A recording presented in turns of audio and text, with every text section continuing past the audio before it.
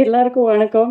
இங்கிலீஷ்ல பேச சொல்றாங்க. ஆனா தமிழ்நாட்டுல வந்து தமிழ் ஆடியன்ஸ் முன்னாடி எப்படி இங்கிலீஷ்ல பேசுறது தெரியல. சொன்னதுக்காக என்னங்க என் விரும்மாண்டி இதோ இருக்காரு.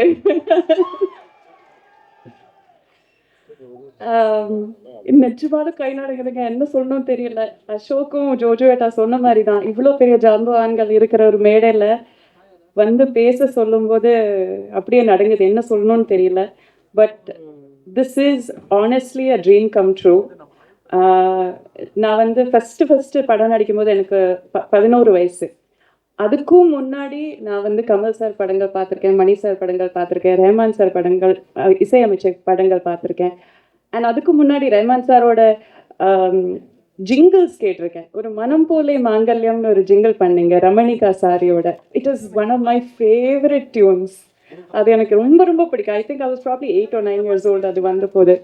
ஸோ லிட்ரலி நான் பார்த்து வளர்ந்த ஜாம்பவான்கள் இங்க இருக்கும்போது, அவங்களோட சேர்ந்து ஒரு மேடையில உட்கார முடியறதே எனக்கு மிகப்பெரிய ஒரு அதிர்ஷ்டம்.